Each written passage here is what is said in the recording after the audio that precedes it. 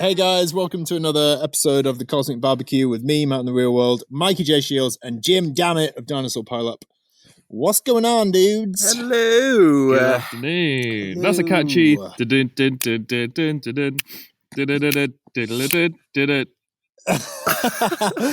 the sexy theme tune. Yeah. So just bust that out. I'm glad you enjoy, Mike. Sure, Yeah, I'm glad I'm you here for enjoy. It just felt, it kind of, when we were talking about doing this, I suddenly was like, sort of got me pumped on it, and I was just doing some music stuff anyway, so I just skipped out of that and just made this little theme tune that felt typically podcasty. And I think, you fucking nailed it. I think our intro is pretty primo podcast intro outro type vibe. You know, I'm glad that it's not an indication as to where we're going to be heading with the next record. It's just particularly for this podcast. It's just 12 podcast intros, just little things. Yeah. How are you guys doing, Mikey? Are you you're kind of, Mikey's sort of the, dare I say it, the brains behind this podcast, kind of leading the vibe, aren't you? And the indeed, Beauty and brains, the whole package. Ooh. Where does that leave you guys? me and Jim are just the roadies, mate. Yeah. Fucking hard. You can be extras. Admin, paperwork. Yeah. And we got Jackson producing. Yeah, shout out to Jackson over in NYC that's mixing and editing these podcasts down. He's been an absolute star. Obviously, with all the stuff he's doing anyway, he's editing these on the fly. So huge shout out to Jackson. So if they sound great or if they sound shit, take it up with Jackson.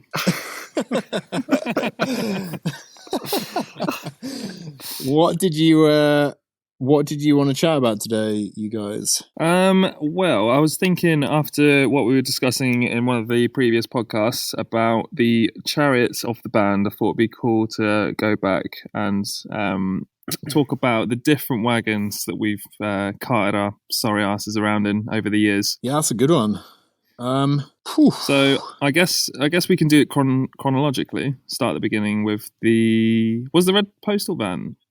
Is that the first one? Yeah, I was gonna say, like, what came first, the postal van or Norm's red chariot? Which one? Oh no, I guess you bought the van, postal right? van. Yeah. Because that was before I joined. Okay.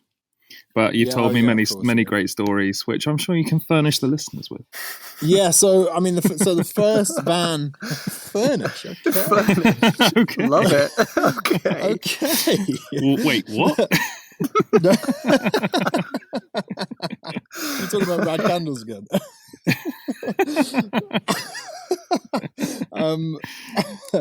What was I going to say? All right, I'll bestow upon thine listeners some old school stories. So yeah, I mean the first van that the band got was this old red postal van, and the whole idea of like buying a van, for me anyway, that was like a big step because it was like you bought it, money bags already straight off the bat, just buying a van. Yeah, just yeah. But I mean, it was an ex-postal van. That's why, it was dirt cheap. Did it have like the faint imprint of where you see like the old logo on the side? Oh yeah, mate, it had it all. I can't remember. I can't remember. Someone told me where you could get. I was like, I need a van for the band, and it needs to be like as cheap as possible. And someone said you used to see loads of those postie vans as band vans. To be fair. Yeah, back in the day, and I found out where you could get them, and there was basically like a warehouse thing that sold disused postal vans. So it meant that these postal vans had been ragged for years by like raging posties burning around on posties. Yeah, just like burning around on their morning routine, trying to finish it as quick as humanly possible. So these postal vans were like so banged out. I can't remember how much I paid for the first one. It was literally a couple of $100. Do you remember what brand it was? Was it like LDV or something? LDV Pilot, yeah. Was it? Yeah. Fucking great knowledge, Mike. LDV Pilot. Great knowledge, Mike. Applause to you, 10 points. Thank you. Yeah. And we bought this. I bought this little van, and it was so beat up that the under the sort of where your heel would be on the accelerator pedal, there was like what looked to be sort of a thin patch, I guess you would describe it. Like a thin patch where the dude who had been driving it for God knows how many years had rested his foot at this exact same point, and it just looked a bit weird. And anyway, eventually that thin patch became a literal hole under your heel on the accelerator pedal. No the thin patch word became of a lie. no patch. It became a no patch. Yeah. No word of a lie. Swear on my life, you could, if you just moved your foot, you could see the road. You could look straight through at the road. So just below the accelerator pedal, there was just a hole. It's like free air conditioning, you know. Yeah, like those boats that have the glass bottom, you know. Yeah. It's exactly like that. So except instead of like a magical world of fish, it was just the motorway. It's just the M1. So anyway, I bought this. Yeah, we bought this. I bought this postie van, and I think it had 6 seats. Yeah, it was like a bench in the back for 3, and then a bench in the front for 3. And mate, that was a cool little van. Like, we did so many tours. Like back in the day, in the first kind of incarnation of Dinosaur Pileup, which was like me, Tommy DM, and Steve Wilson, and often Steve Wilson's beautiful little dog, who was named Pig, would come along, and yeah, we did loads of our early tours in that. What type of dog was it again? Pig was a I can't remember, Staffy. But it was like the perfect name for it because it was a little dog, wasn't it? Oh yeah, I loved Pig, man. Such a sweet dog. Having a little tour dog's rad. Is that the van that got broken into? Yeah, so that was right at the end of its life. So eventually, I mean, you know, there was many tours in that van that were great, but eventually that van, like, to skip to the end of its life first, I guess, eventually it just kind of stopped working. Like, it was so beat up, we'd toured it into the ground, and it just wouldn't start anymore. And I remember it was in the car park out the back of where you and me lived, Mike. Yeah. And in that car park, that's where we did the photo shoot for the cover of the Mona Lisa single. You remember that? Oh yeah, with James Rhodes. With James Rhodes, yeah. And the van was sat there for ages because I couldn't move it, but I was like, I can't really afford to go and get it removed or get it fixed. So it was just sat there. And then eventually someone broke into it through one of the windows.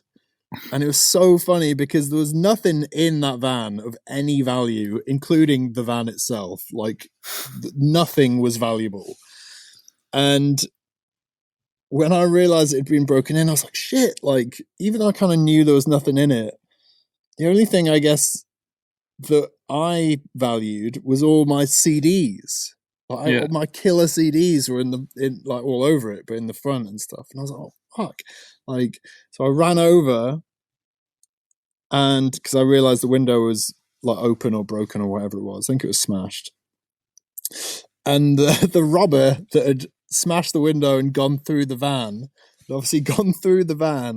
found absolutely nothing after sort of like tearing it to bits or whatever.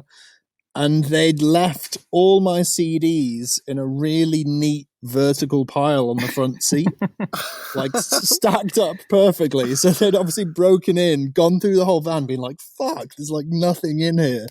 But through like moving everything, they'd sort of reorganized my CD collection. But they obviously thought my CD collection sucked. And they obviously had no taste. They had no taste. Mate, some of the best records ever made are in that stack. Like Colour and the Shape right on top. Yeah. Oh.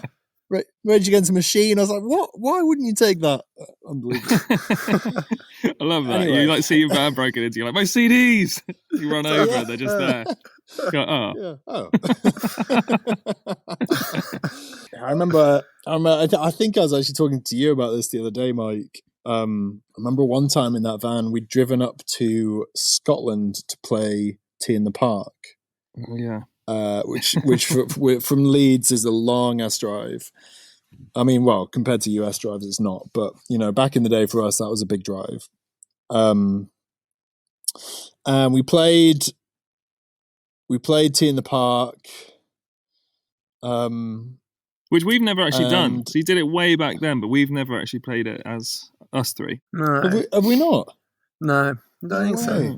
Yeah. Dude, I love Tea in the Park. That was where, I used to go to Tea in the Park. I think I went to Tea in the Park when I was 15 and 16. And I saw Foo Fighters headline. They were kind of still playing mostly Colour in the Shape stuff, which was fucking rad. Yeah, like Monkey Wrench, just went off. Was that your first fest cool. then? Yeah, my first show and festival was Tea in the Park when I was 15 and 16. Yeah, my first festival was Reading and Leeds when Foo Fighters headlined. That's weird. No way. Yeah.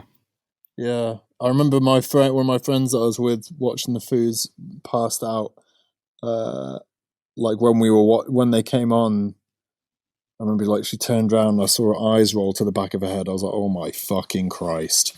And then this is going to be awesome. Oh, and I hope she's all right. Where'd you get that? Yeah. So I stayed and watched the whole set and then tended to her after. What year were you at Reading and Reading, Mike? 2015. Oh no, sorry, not 2015. 2005.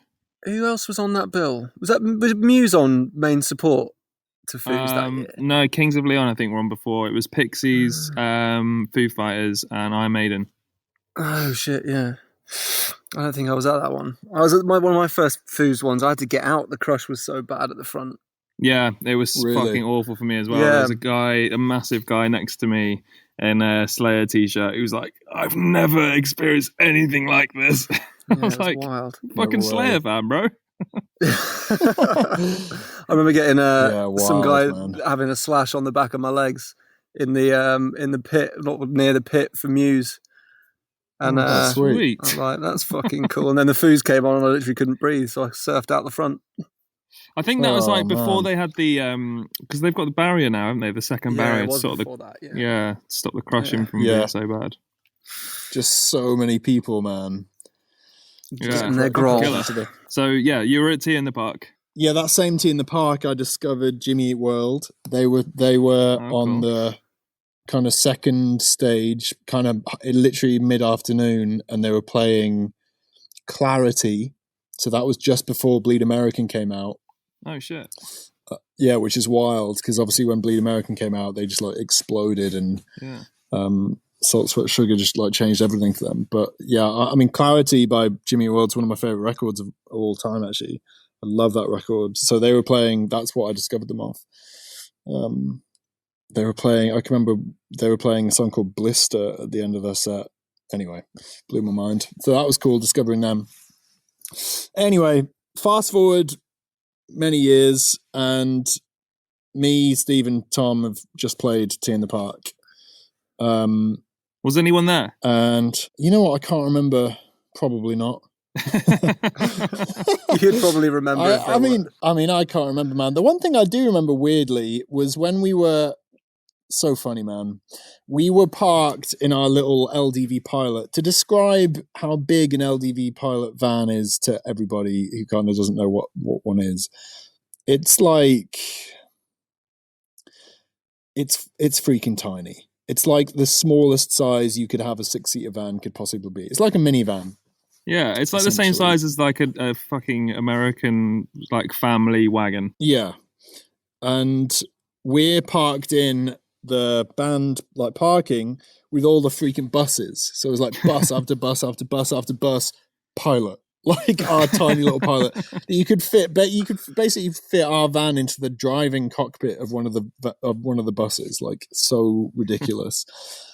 And the one memory I do have of that Tea in the Park is walking from the band parking up this like mud track where like all the fans and punters were and stuff. I don't know. I think maybe we were going to the press. I think we were going to the press tent to like.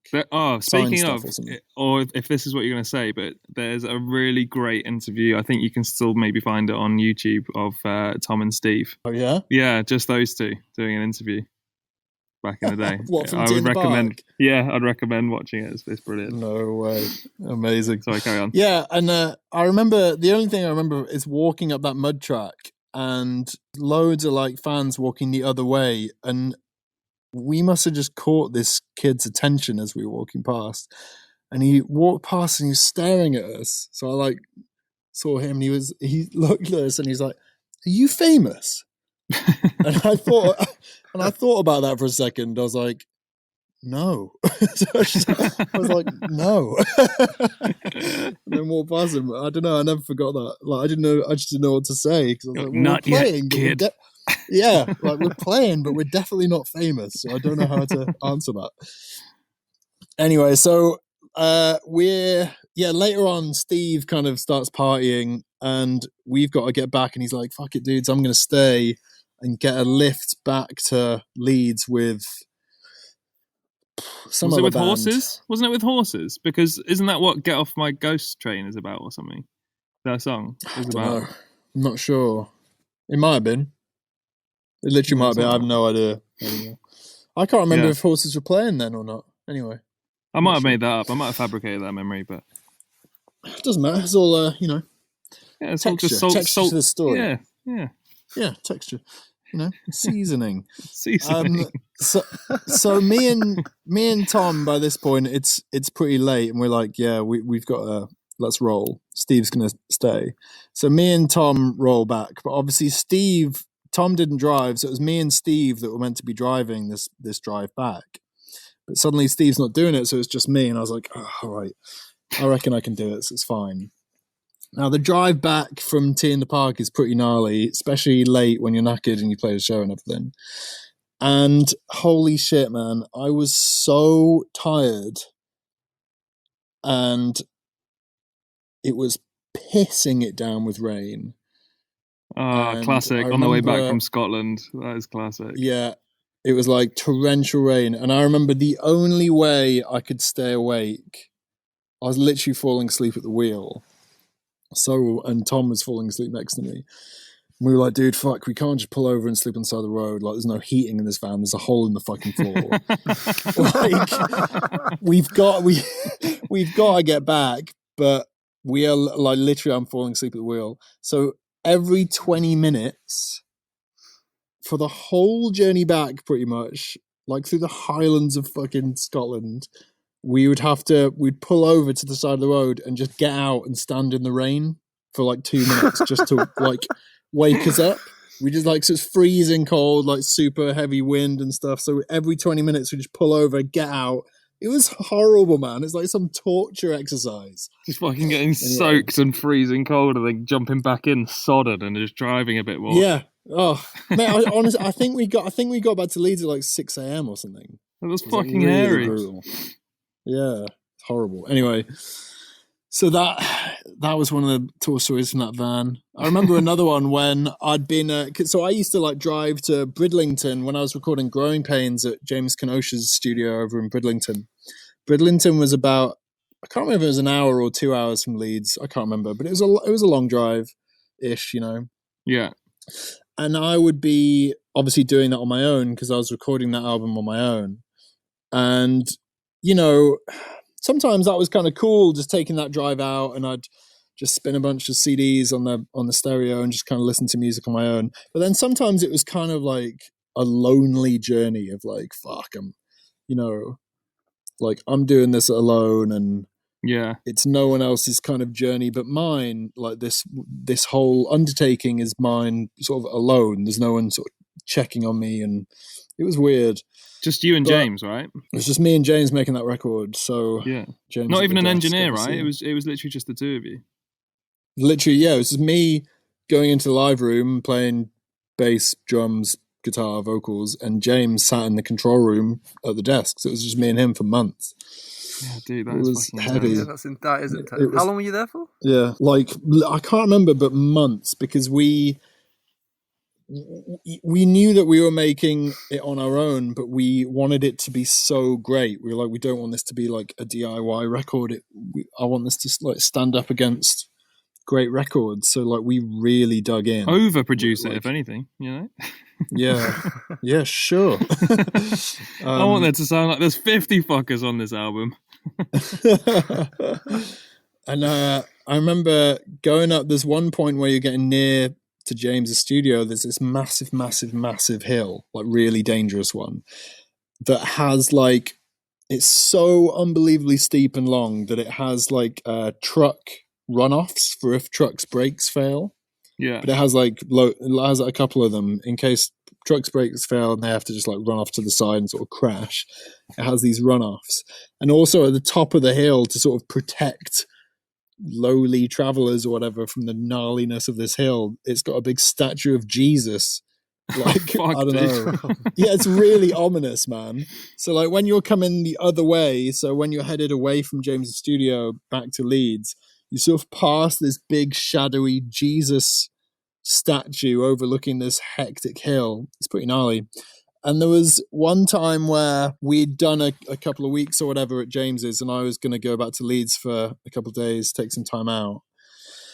And the van wouldn't start at James's studio. And eventually I had to get like the road, AA, roadside service, to come out and tow me back to Leeds. Yeah. And when they looked through the van at the other end, like, so I got home and then I think the van went to the garage and they looked through the van. They were like, yeah, like something, weird's up with the engine. That's why it wouldn't start. It's all boned. And he was like, yeah, by the way, your brake cables were literally on the edge of snapping. Unbelievable. Right on the edge of snapping. Yeah. He's like, and I was like, what? And he's like, yeah, honestly, man, if you'd have stomped on them a couple of times, you'd have been a goner. I was like, you are fucking kidding me. That hill, man. I hope he told it to you that cheerfully as well. Oh, and your brake cable, by the way, it's a goner. Yeah. You could have died. He had no idea that fucking, mate, I can't be like, oh my god. Anyway, so eventually, obviously that van, I know, man, honestly, it could have all been so different. Yeah, we could have fucking just had a faint memory. And then when that van died, I guess you and me started touring in Norm's Chariot, right? Well, I think we had a few tours, because the whole reason you bought that van in the first place, I'm guessing, is because touring is so expensive, and when you're having to hire a van, it's normally about 150 quid per day. So when you're just starting out, your fees aren't obviously that high at all. So you're relying on merch sales just to even make enough money to rent the van, let alone any hotels that you might need along the way. That's why we spent so many years staying on people's floors. Oh my god, just dude! Like begging for help. Can you even, dude, like, Mike, we'd be at a show and get before we go on, like, yeah, you're gonna have to ask somebody in the audience if they can, if anybody here will let us stay there tonight. Yeah, I mean, we did that a lot. Like, because, like Mike says, I mean, figuring out tours and stuff and tour budgets and hotels, even if it's crappy Travelodge, like budget hotels, you just don't have those funds for ages, Yeah. And I remember doing that a whole bunch of times, like last song being like, all right, it's our last song, we're going to be at the merch stand, PS, we need somewhere to crash if anyone's people would kind of laugh and be like, no, really. Yeah, I remember one time, oh my god. Okay, this is getting onto a few great stories. I've got two in the locker right now, Mike, but the first one, do you remember this? Where we did that and we were like, we need somewhere to crash. Where the fuck were we? Like I can't remember, some university town. And this dude was like, yeah, man, I've got a place, like, totally cool. I've got a place you can crash. Like, you're all sorted, loads of space. And we were like, rad. And we went back to this guy's place. Eventually it it was late. I guess we probably, because we knew we had a place, everyone stuck around drinking for a while or whatever. So by the time we got there, it was fucking late, and we had to drive the next day. And do you remember? Oh man, it was like we went into his flat, and it wasn't a big flat or something. It was like a university halls of residence. Yeah, and he didn't have any space whatsoever. Yeah, he just had a kitchen floor, which was like a lino kitchen floor that was like 2 meters by 2 meters. And he was like, yeah, just crash on that. And we were like, bro. You said you had somewhere. I think I had the words loads of space. Yeah. Yeah. So I think we just How many, was it just the three of you travelling around then? Yeah. Those tours were so brutal, man, because like when you were relying on people to put you up, obviously they would have been at a gig drinking all night, and I don't think we were drinking that much back then, when we were sort of driving ourselves and stuff, obviously. But then they'd want to stay up and party all night, and obviously you'd be staying at their house, so you couldn't exactly just be like, cool, it's 1 o'clock, I'm going to go to bed now. You'd have to wait for them to finish. So you'd be waiting there with your eyes bleeding, like with a warm beer in your hand, because you're trying not to get too fucked, because you got the show again the next day. Yeah. And then just hoping that what they've got to sleep on isn't the lino floor. Dude, do you remember another one that comes to mind? Fuck me. Do you remember Sissy and the Blisters? Oh yeah, dude, that's my number one. That is one of the worst situations. That is one of the worst. Yeah. Oh my god. So, okay. So who was it back then? It was you, me, and was that who was playing bass back then? No, Saha wasn't there yet. Was it Scott? Was it Scott? Or maybe, or was it Tommy DM still? Really bad that we've had this many members that we can't remember who was in the band at this point. I'm not going to lie. I don't think I've ever heard of Scott. Scott was a dude, man. He kind of filled in for a couple tours in between, kind of working out lineouts and stuff. Before Nature Nurture, was it? Something like that, yeah. Because then it was Saha after, yeah. Anyway, we were doing this tour. It was a Dinosaur headline, I think, and this band called Sissy and the Blisters had kind of been pushed upon us, I guess. Yeah, no, make no bones about it. They'd been definitely forced on us, yeah. Yeah, as a support act, they didn't really fit. They weren't really our vibe at all. But like through like the indie label or something that we were on way back in the day. So anyway, someone wanted them to be on the road, so we were like, okay.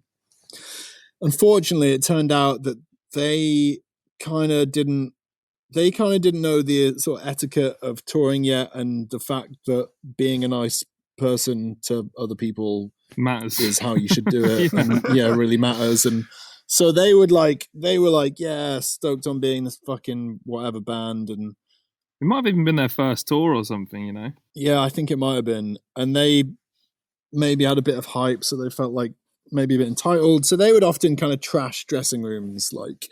Yeah, they got banned from the Independent in Sunderland, didn't they? Yeah. And they went and nicked booze and shit, which is funny because everybody's like, oh yeah, rock and rollers, you're all fucking wild, you'll do this weird shit. Like when you're starting out, all you can do, unless you're like this fucking massive hype band that you're going to do well, whatever, is just fucking be nice to other people, because that's what most other people who are touring are like, because we're all in this together. Yeah. It's a fucking mission if you... You've got to want people to want you to come back. Totally. Because otherwise, where are you going to play? And there's also just like no point being a dick. Like, why would you want to be a dick? And it's when you see a band like kind of trashing shit and like throwing the fucking dinner in the tour. I remember there's one dressing room. The venue fed them. They fed all of us. And Sissy and the Blisters threw their fucking plates and their dinner into the toilet, like smashed their plates in the toilets and stuff. And it's like, who the fuck do you think is going to clean that up, dude? Like some poor dude getting paid minimum wage, just like we are when we're off the road, is going to have to clean that up. Like, what the fuck? Anyway, so that was kind of shitty. But there was one night where we just didn't have anywhere to stay again.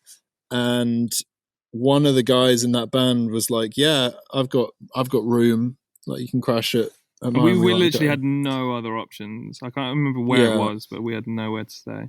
And it was super fucking late at night. I remember that. So we were like, oh, okay, we've got to do it. And there was something ominous about the whole lead up. You could tell as we were pulling in. It was his hometown and he had his friends there or something. And was it like Guildford or something? Yeah, it might have been actually. Yeah. I don't know, but I just remember pulling up to his and parking and just having this ominous feeling about the whole thing. Yeah. And when we got in to the flat, I'm pretty sure it was just like some opium den. It was like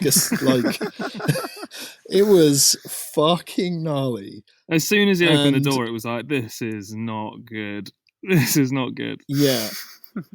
I'm trying to figure out a place to start with, like, how to describe that room. One thing I do remember, wasn't the toilet locked from the inside or something? Wasn't there another guy in the house and his room was locked, and the only way he could get out was by you letting him out or something? Yeah, that was it. Yeah. The lock was on the wrong side of the door. And anyway, in the main room where me and Mikey crashed, there was a pool table at the one end of it. And I remember there was kind of seats around the side and there was bin bags full of trash on those seats. And across the floor, it was like someone had taken one of those bin bags, a previous bin bag, and just fucking ripped it and thrown the whole thing over the whole floor of the room. So try and imagine a room where there was literally so much trash on the floor that you couldn't see the floor. You just had to kick the trash out of the way to see the carpet. It's like in those TV programs where they over exaggerate what student digs are like, but it was like that, but on steroids and real. Yeah, like for real. And the kind of guys that lived there were pretty shifty. Like I definitely think there was like they were on some bad shit. And I remember me and Mikey had a sleeping bag each, and I remember I found a little space under the pool table. Yeah. but the thing about that space, it was kind of the only space that I could find. But right next to that space was one pint glass full of cigarette butts and another pint glass that I guess would have been full of cigarette butts before it got smashed. So there was like shattered glass all over the fucking place, and I found this like little slither of space under the pool table that didn't have shattered glass and cigarette butts in it. And I was like, well, this is me, obviously. This is where I'm kicking it. This is me. So I bedded down for a really chill and relaxing night's sleep. Well, I guess this is it then. Yeah. I will see you bright and early in the morning. Yeah, dude. So where did you end up, Mike? I literally can't remember. I think I must have just panic drank and passed out. Blacked out. Yeah. I think it's the only thing you can really do in that when you're faced with that kind of situation. Yeah, I think you were, because obviously I was driving. I was sober, so it was all in full reality. I think you were. I remember you being like over the other side of the room, Mike, which felt lonely. I'm not going to lie. Kind of wish we'd been closer to each other. Both of you under the pool table, mate. Honestly. I reckon we would have been if there wasn't so much glass, but it's, the glass will get you. So, oh yeah, that was tragic. So then I guess it was Norm's Chariot after that. Norm is an absolute. His name's Norman Cook. Well, yeah. He. Go on. Yeah, and he's not with us. Norm's not with us anymore, is he? No. Sadly passed away last year. Was it? Yeah, I think it was 2 years ago. Actually, 2 years ago, fairly recently. Yeah. Yeah. Known by so many people throughout the industry, like unmistakable, like to look at and to see. Yeah. How tall would you say he is? Like 6 foot? Yeah, He's not short. 6'2". He's a kind of giant. No, man. Yeah. Like Mike says, like everyone, like so many people on the circuit knew him. Norm even he drum teched both. When I was in studio recording Nature, yeah, I, obviously, did that on my own as well, and Normie came down in studio and just kind of kicked it in studio with me for a week to just kind of drum tech and make sure the drums sound amazing, which he was absolutely brilliant at. Then he did the same thing when obviously we all went and recorded 1111. He came and teched it and set up the kit and stuff. He was just like just the nicest dude and the most hardworking dude.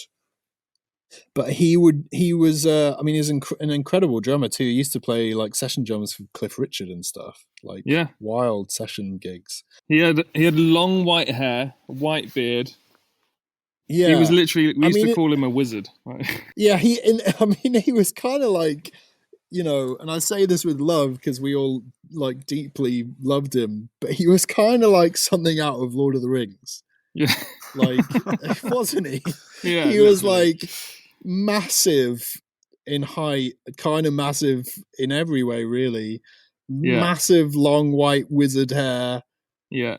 Just like he just kind of lived on the road for like 50 years. And straight. He loved it. He absolutely loved it. He was kind of ran on his own time though. That was the most annoying thing about working with Norm. Every other aspect was amazing, but when it came to getting somewhere on time, it would be pretty much down to whenever he wanted to sort of make sure we got there, which when he's tour managing, it's tough. Do you remember, I remember, I think are you going to say the same thing? We were pulling into some festival that was quite important. Boardmasters, I think. Was it Boardmasters? Yeah. And we were on in about 20 minutes or something. Because he'd got us there really late. Yeah, we should have been there hours ago. And he was pulling into the kind of gate where we were like talking to the rep and trying to find out where we were going. But he was just having a nice casual chat. But in the back, me and Mike are like sweating blood because we're like, dude, we're on in 20 minutes. Like, come on, bro, we need to set the fuck come up. On, bro. So crazy. Norm used to drive this, we used to call it the Red Chariot. Yes. What did we call it? The Purple Chariot, one of them. And it was this big old banged out red like Volkswagen or something. I think it was an old Mercedes, but the seats, man, those fucking seats. They had two benches in the back of like cobbled together seats that like were all mismatch. Yeah, I remember one of them didn't have a seat. So one of the seats didn't have a seat to sit on. So if you kind of forgot that and you sat down, you'd get impaled upon some sort of like some sort of steel spike, like hidden by a piece of foam that wasn't really a seat. It's like something used for your enemies. Yeah.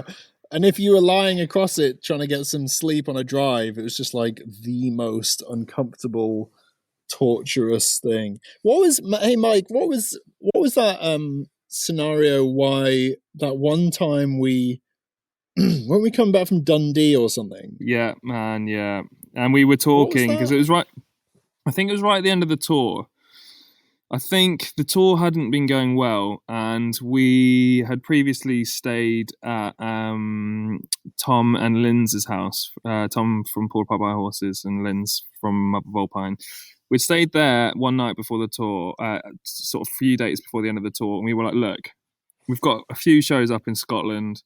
The tour's probably not going to break even. Like, we can't afford to pay Norm and to pay hotels and to go all the way up to Scotland, like for the fuel as well. We need to reevaluate this. And Norm was like, well, there's no fucking way we're cancelling it. I'll take some money off my pay and we won't get a hotel for the last night. I'll just drive us all the way back. So that was it. We were like, fuck yeah. Well, if you're up for that, man, let's fucking do it. I mean, I don't even know if we were up for that, but it was happening.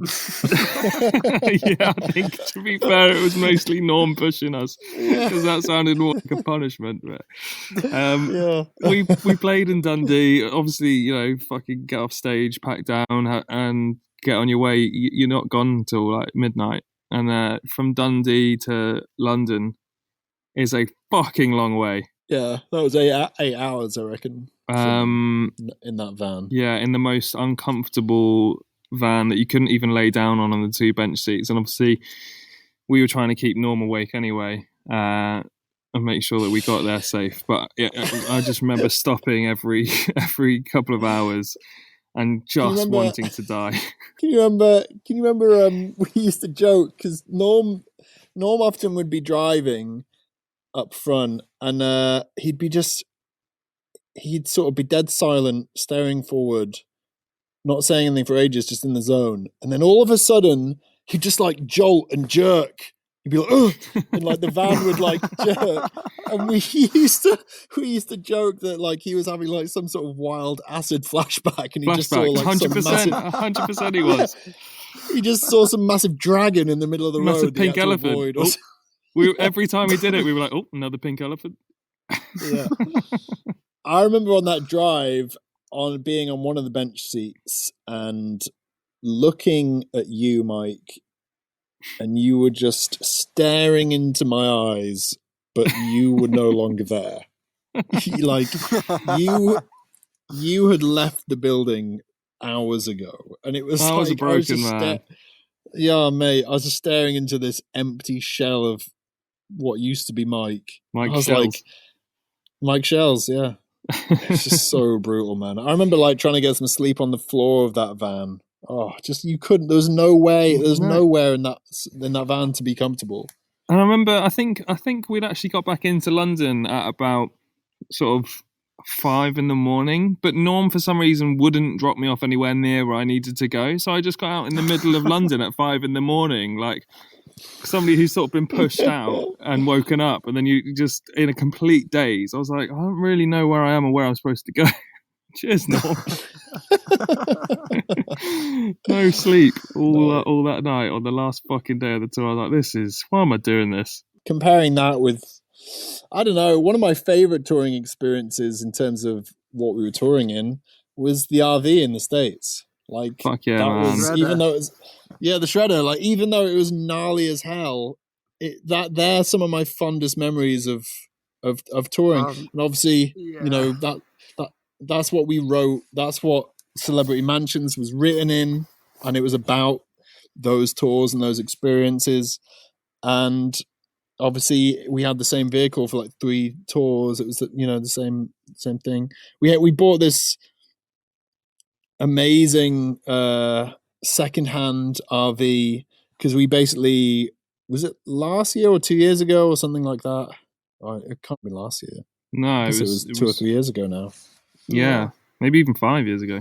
Really? I mean, we were touring 11/11 for sure. So 2015 onwards. So yeah. And we had so many. We had 3 US tours kind of booked, but we were like, well, there's no way we can afford to do that with like all the vans and the hotels and stuff, because obviously US tours are so massive. So you have to have a lot of hotels, and you have to cover a lot of miles. So we were like, well, how are we going to do it? So we talked to So Records, and we came up with a plan to basically buy this secondhand RV. That was the most feasible way to do it, because we would kind of cut our costs with accommodation and vehicle rental if we just bought this secondhand RV. And yeah, just like kind of living in that, like with the intention to sell on for a bit of money to, you know, take off the overall hit, which I might add. Yeah. Just when we come back to the end of this tragic tale. Yeah. And I don't know, man. Even though it was like gnarly, and dude, do you remember the excitement of it rolling into that hotel in Florida? When, oh my god, was it you and Ollie, Jim? Yeah, we went off. I think we had the same hotel for a couple of days because we were going to go off in the middle day and like learn how to do everything. You know, like learn how to use the generator and the shower and all that. So it was like a sort of training day at the RV place. Oh yeah, and we had like a little test drive with the sales rep. You got taught how to do the awning and how to like change the water and shit, wasn't it? Like, yeah, and I'd only just like literally, I think maybe a couple of months before, passed my driving test, and I was like, I'm stuck in. Why not? Fine. Yeah, 45-foot RV and a 12-foot trailer. Oh, I mean, mate, that is... It was the best experience, man. I absolutely loved it, and I reckon I'm an all right driver because of that. Yeah. That sorted me out. But it was, we were in Orlando, I think. Where you picked it up? Yeah. Yeah, we went and picked it up, and I remember when we got back to the car park, all of you dudes were just waiting outside the hotel to see it. Like everyone was there, like Mate, when that pulled in, I like the sheer size of it, the length of the RV with the trailer on the end. I was like, holy fuck! Yeah. Like, look at this thing. Yeah, It was 60 so feet long. rad. Yeah, we had so many good times in that fucking wagon. The funny thing is though, like because we bought it to save on like hotel rooms and shit, we ended up having to park in fucking Walmarts. We stayed in KOAs if we had the money to do it, but often we even did a couple of truck stops. Yeah, truck stops, man. Like parked up between two trucks. We did loads of truck stops. KOAs are, by the way, for people in the UK, they might not know what that is. That's Camp of America, so they're like campsites essentially, and sometimes they're really fucking beautiful, and sometimes they're really, really not beautiful. So sometimes they are bleak. Yeah, like really bleak. But it depends on the weather and time of year and stuff. Obviously, because we were doing so many tours, we literally saw every season and situation imaginable from a KOA. Like I remember that one when it was where was that one, dudes, where it was like winter, it was out of season, so we were like the only one there. We were on the top of that crest of the hill, and it was just like horizontal sheet rain and wind and snow, and we had to run out of the RV to like the shower hut to grab a shower. Wasn't that in Wyoming? Was that before? I don't know if Jim was on that tour. No, I think because that was you had Wyoming. you rented an RV before you bought it, which is I guess why you ended up buying one. Yes, why we ended up buying one because you'd done it before, and it was like this is the way to do it. Yeah, right. Because I don't think I was at that one. I remember that and being there. It was literally in Wyoming. It was I think Obama had shut down the government or something had happened, which meant all the national parks had shut, and there was this like poor German family near us who travelled all the way over to go and see like Yellowstone and shit. And yeah, we were just passing through sheet rain. I remember running to the fucking showers. But I also really fondly remember that shower being like one of the fucking best showers I've ever had. From being so cold outside to then just having the nicest warm fucking shower and then feeling ultimately refreshed.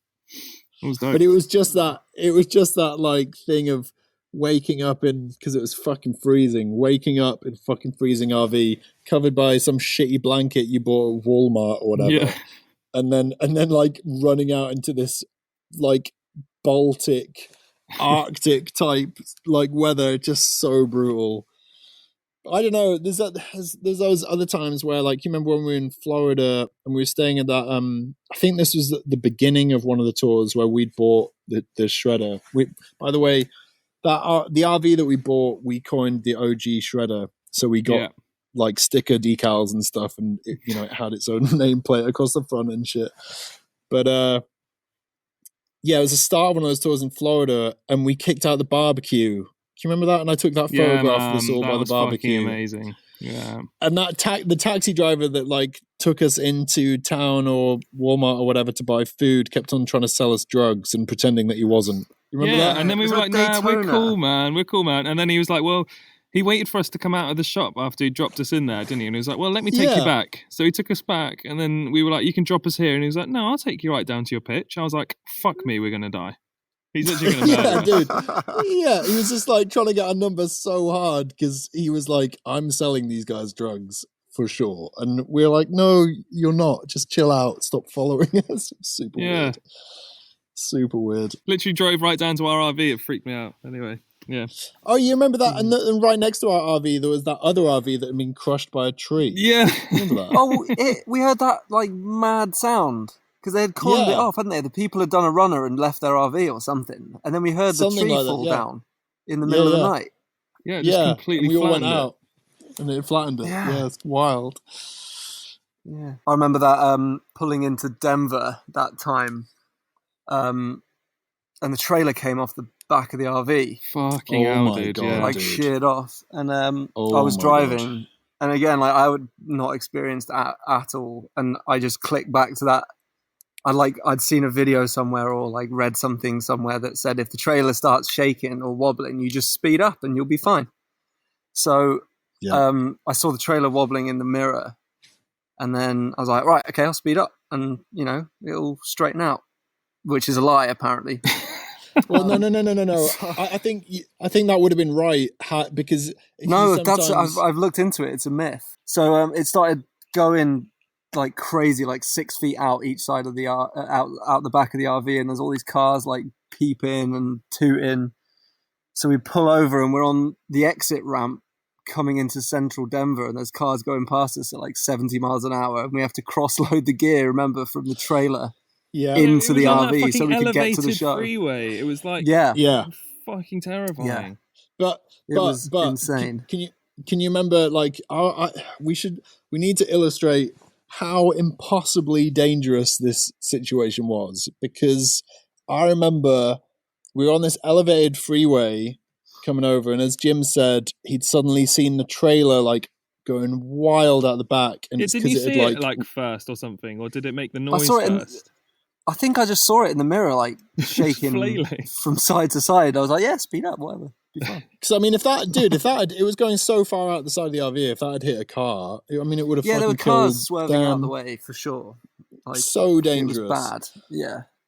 And I remember we were on that elevated freeway, and it was the bit where it was coming into a merge. So we were getting closer and closer. Oh yeah. To where it would merge. So we pulled over into what was technically the hard shoulder of the freeway, but just in time. We were right in the last triangle bit. You remember that? Yeah. We were right in the triangle, and like Jim said, suddenly we had to load all of our backline, all of our gear out of the trailer into on the the RV. side of this freeway into the RV and just leave the trailer there. But with the tiniest sliver of space to actually walk down, because the cars weren't moving over, because it was like you said, it was an exit junction, so they had to go next to us anyway. So there's cars traveling about 80 miles an hour, literally half a meter away from you, when you're trying to carry an 8x10 Ampeg out the back of a trailer,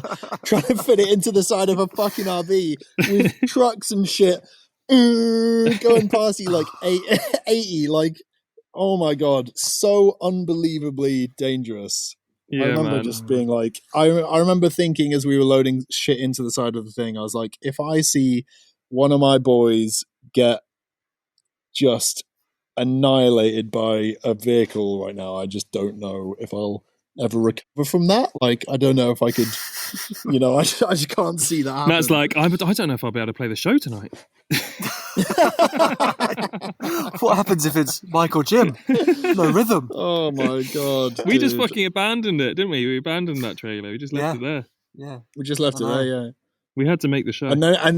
And then we were just sat in the RV on top of all our shit, like literally sitting on top of all our shit, driving into Denver. Yeah, trying to merge onto a freeway from standstill to 70 miles an hour without hitting someone. Oh my God, yeah. And I remember my bunk in the RV. So I used to sleep on this really thin little mattress that was above, sort of, if you can imagine, it was in this little cab, right? Like above the driver. And then Mikey and Jim used to sleep in the back in this double bed together for months on end. Yep. And, which came fully fitted with plastic sheets, just in case, Yeah, just in case. just in case you let it go. And like Ollie and Ali were on the couch and stuff. But I remember when we threw all our gear in because the trailer came off, like my bed was just full of merch. Like I remember my bunk just being full of all the merch and be like, cool, I'll just sleep with this. Yeah, dude. Oh, man. And I don't think we've got time to get into it today, but my other fondest memory of this is the night that Mike died the second time. Oh yeah. Yeah, we'll have to talk about that. Oh yeah, in the RV with cool. Yeah.